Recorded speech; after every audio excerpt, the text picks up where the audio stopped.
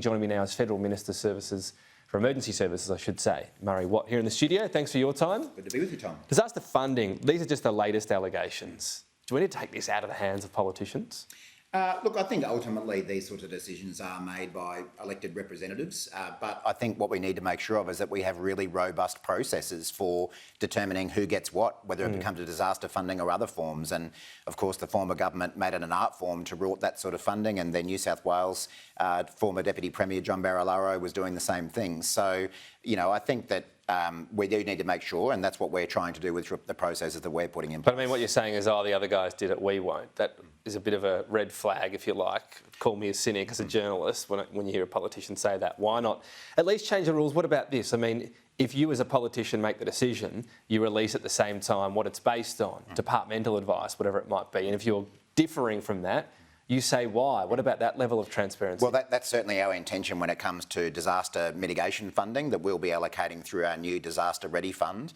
We're in the process of taking applications from states and territories for that funding at the moment, and we'll be fully transparent as to what the ranking was, who got what and why. And will that refer not just, because you mentioned states and territories, there are a lot of Labor states and territories right now. Are we talking about department involvement and what they've said? Well, the process that we've got in place is that when those applications are made by states and territories for things like flood levies, drainage improvements, bushfire evacuation centres, those kinds of things, we have a separate independent bureaucracy to make those decisions and recommendations to us, and I won't be interfering in them in the way that we used to see the former government do on a regular basis. Okay. Now, the other aspect is repair funding. You did set aside $200 million for disaster prevention. So you've spoken about let's not just fix it up the same as it was before and it gets ruined again. That's still a drop in the ocean, compared to what maybe it needs to be. When you're doing this review, could that $200 million turn into something much bigger? Well, I guess there's two separate things here. The Disaster Ready Fund, the $200 million a year, as you say, is expressly about investing in mitigation to prevent damage happening in the first place.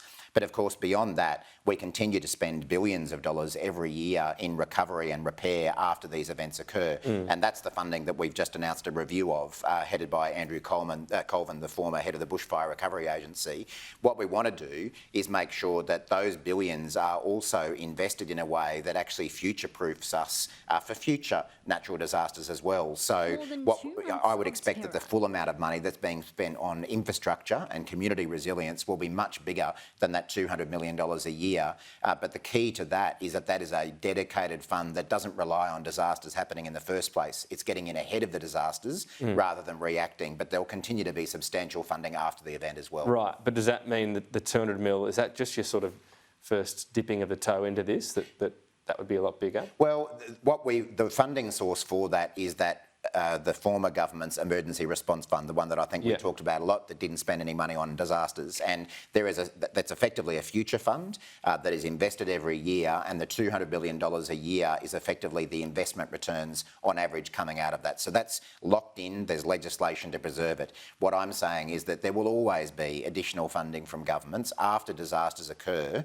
to help people recover. But what we need to do is do as much as we can with that extra funding to use it to prevent future things. But if you're using that to do that, it won't go as far, right? To build resilience into the system? Well, you're not just rebuilding it the same. I mean, if it was going to also protect things, that's how we'd spend it anyway. Does that mean that fund? I take your point around the $200 million, but does that mean the other fund you're talking about might need to increase significantly? Well, look, I think the amount that we end up spending after disasters is always going to depend on the size of those disasters. Last year was obviously a particularly significant year, and that's why we've ended up having to outlay so much funding. But I guess the pro rata we spend on disasters, if we're building back better, I'm not sure if that's a slogan, but you can use it if you like, is the point of that it's going to build back more expensive? I think it's reasonable to think that some of that infrastructure will be more expensive to repair if you're doing it in a way that makes it more resilient in the future. But that makes it much more cost effective in the long run. I mean, the examples I often give... But governments don't think long term, that's the problem, right? Well, the Albanese government does, Tom. You heard it here first. No, but seriously, we've got to do better at using taxpayers' money wisely so that we can cut those costs down the track. But again, forgive me for my cynicism that you'll spend all this money up front and then maybe another government in 8 years' time will benefit from it. That's what you're talking about doing. Yeah, but I just think that Australians have got to the point where they actually expect their federal government to think this way and act that way. And we've listened to people, and that's why we're doing it this way. Briefly on cost of living, the government is basically saying, we know it's tough, we can't do much. Inflation. Do you think that voters are going to be satisfied by that? Well, I would disagree that there's not much we can do about it, and I think we are doing things about it. I mean, we've obviously brought in the cheaper medicines policy that took effect on the 1st of January. We've got cheaper childcare coming in 1st of July. We took pretty drastic action at the end of last year around energy prices that the opposition voted against.